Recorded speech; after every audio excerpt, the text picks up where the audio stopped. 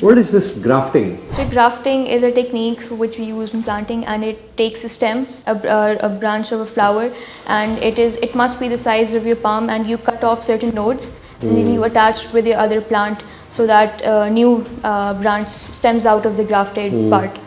And it is one of the most easiest way to grow plants. Can you trace the reasons of religious extremism and fundamentalism in Pakistan? So there are multiple reasons which can be included. So first of all would be the push and pull factors, amongst which the economic factors are very important. So when there is little avenues for people to transform their energies into a positive and transformative way, so they take up and look for other avenues. So Pakistan currently has a high NEET rate. So it means that 37% of our population is neither in employment, nor in training, nor in education. Why then West is against Russia? Why do you think, why this war is going on, this Ukraine war, this Ukraine-Russia? So because the West, or at least Europe, which is also led by the West, so it wants to maintain a balance in its favor in the European security architecture. So that is why they have been expanding NATO eastwards.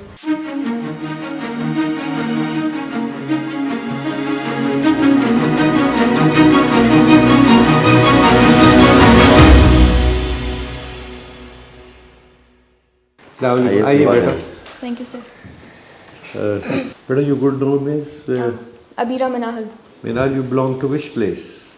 I was born in Faisalabad and I was raised in Lahore. What is the business of your parents? So my father is a civil servant and my mother is a housewife. Where he is working? So he's currently on leave, but he is a 19th grade section office, additional secretary, and he was earlier posted in the district education department. Punjab government se hain? Yes, so PMS. What is his name? So Muhammad Sadiq Bashir. Minhal, what is your educational background? So it's B Honours English Literature from Government College, University Lahore.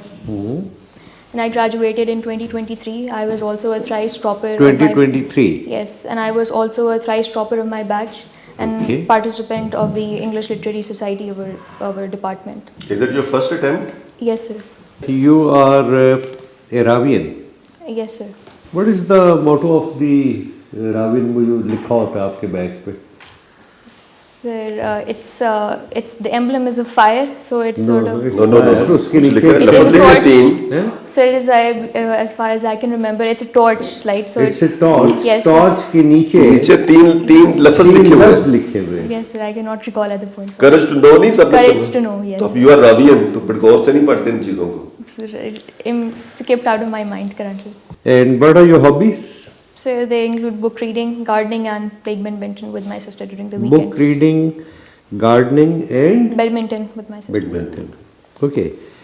What is the flower season these days? What is the name of those flowers? So there are also flowers that grow, that remain. This part of the year. You name few flowers which are growing. The ones that I've seen in my own house. Winter flowers ki baat karo. Which exhibition is going to start from 4th of December in Jelani Park? Sir, I think so. They also include marigold flowers. No, not at all. Marigold is a seasonal flower, Seasonal you are flower, right. yes. But what are the other flowers? Sir, I'm not sure. I'm not sure. What is this grafting? So grafting is a technique which we use in planting, and it takes a stem, a branch of a flower, and it must be the size of your palm, and you cut off certain nodes and then you attach with the other plant so that new branch stems out of the grafted part. And it is one of the most easiest way to grow plants, to multiply plants. You are a student of literature. Yes, sir. Can you compare romanticism in the English poetry with the Urdu poetry? Romanticism in English poetry, primarily it started with the Wordsworth and S.T. Coleridge, they writing the lyrical ballads. So from the initial point, they started by praising nature and seeing nature as a god and underlying the philosophy of pantheism. Okay, that's all. Now come to the Urdu poetry. And apart from that, beyond nature, they also emphasize the emphasis upon emotions and individuality as opposed to strict, rigid norms and conventionality. So when in Urdu literature, we don't find that kind of glorifying of nature or the pantheism element, but when we talk about the emphasis upon logic, upon emotions, upon intuition, upon one's feeling, so we have that ample when it comes to Urdu literature as well. So there's a similarity in Do you think terms of Urdu literature emotions. ने कोई poet of nature पैदा नहीं किया? At least I haven't come across. But when it comes to emotions, then we do have multiple poets. Okay, सूरज ने जाते जाते लाले से आँख बाँको complete करे. Sir, I'm not इससे well read ज़्यादा in nature Urdu. की depiction तो कोई कर नहीं सकता. Sir, unfortunately, I'm not well read when it comes to Not Urdu familiar literature. with Iqbal? Yes, but I'm not as much familiar with Urdu literature. It's not my forte. What is this classicism? So classicism was the predecessing movement of Romanticism, and it emphasized the importance on institutions, upon order, upon the use of logic and rationality. So it was quite a rigid focus on conventionalism, and it created rigid hierarchies. And inspiration was the Greek classicism, where the focus was upon order. So as a reaction to it, and since it was the period of industrial revolution, so the romantics rose as a opposition to it. You know about the Pakistan's conflict with Afghanistan? Yes, sir. Of course you must be knowing. What is the reason that Qatar and Saudi Arabia are very much bothered about it? Despite the fact that now we are at a dead end with Afghanistan, they are still pursuing us to negotiate with Taliban, and making a lot of attacks. Why Qatar and why Saudi Arabia in particular? What is the background? There have been secret talks as well going on in Riyadh yesterday. So when it comes to Saudi Arabia, that can be understood because Saudi Arabia sees itself as the leader or the Muslims, especially the Sunni Muslim part of the world. And when it comes to Qatar, so Qatar has highlighted itself as a mediator. So it's important if it's able to bring Pakistan and Afghanistan on table talks and pursue a durable peace. But have they recognized the Taliban government? No, sir, they haven't recognized. When they have not recognized, then what is their sympathies with the? First of all, they should recognize the Taliban government. If your thesis is correct, then they should recognize the Taliban government.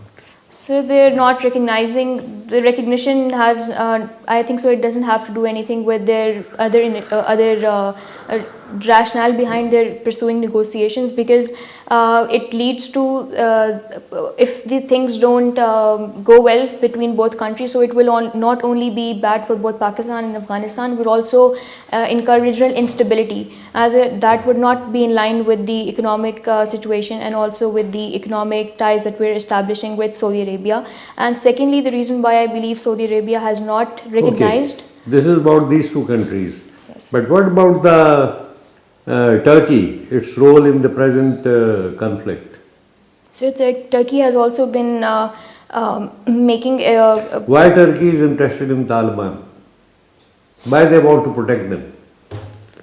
So because Turkey under Erdogan is pursuing a kind of a Muslim leadership role, and it has its sympathies with Islamist elements, as could be seen especially in its role in Syria as well. And so it has been sympathetic. I think so it has more to do with the sympathies with how the Mujahideen and the Mujahideen era was. So it has sympathies from an Islamist point of view. And also secondly, it is trying to compete with Qatar as it's with the position of a mediator, of a credible mediator that can bring two Muslim countries together on the same page.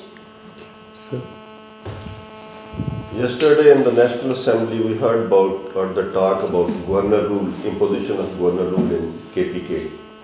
What are the prerequisites for imposition of governor rule in any province in the context of Constitution of Pakistan? Sir, I'm not sure about governor rule. Koi masla nahi. Can you trace the reasons of religious extremism and fundamentalism in Pakistan? So there are multiple reasons which can be included. So first of all would be the push and pull factors, amongst which the economic factors are very important. So when there is little avenues for people to transform their energies into a positive and transformative way, so they take up and look for other avenues. So Pakistan currently has a high NEET rate. So it means that 37% of our population is neither in employment, nor in training, nor in education. This is one reason. Yes. What Secondly, it has to do with the with the long and overdue unregulation of madrasas that we haven't sort of done. So, and little institutional incentives that we haven't given to madrasas. So there's little when the madrasa graduates and are able to come into the society and take up social mobility, and which is also provided by the madrasa. So they have little incentives to be able to be proactive citizens. And thirdly, sir, it has to do with also religious misinterpretations and fundamentalism. So that can also be considered a reason. What is your take on Abraham Accord, and what are the options available to Pakistan if Saudi Arabia recognizes Israel and want us to be on board? What would be the implication and what should we do?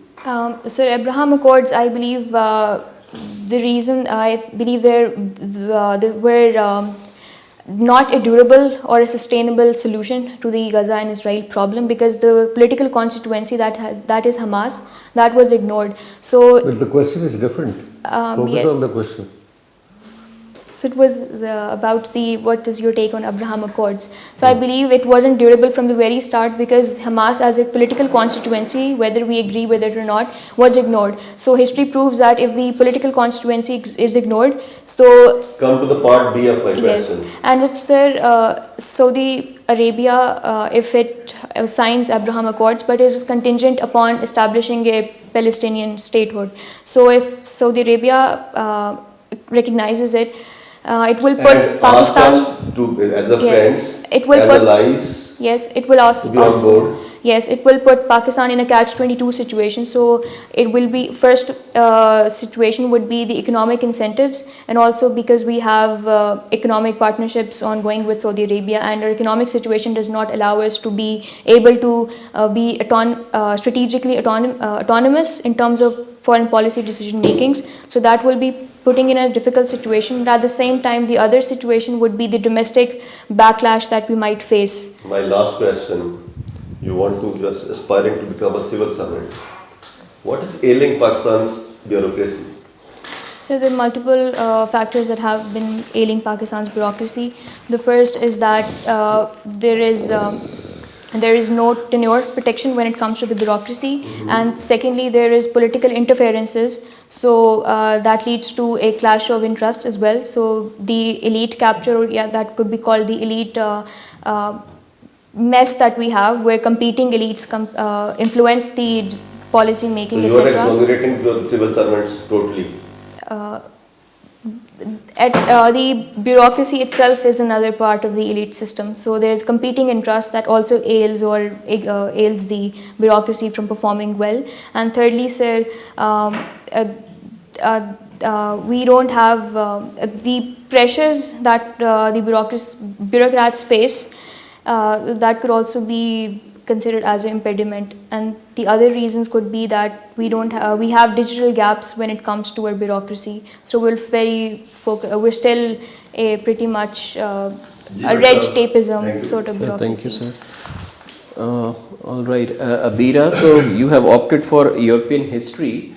So can you tell us that during the Second World War, so Russia played a prominent role. It was one of the Allied powers.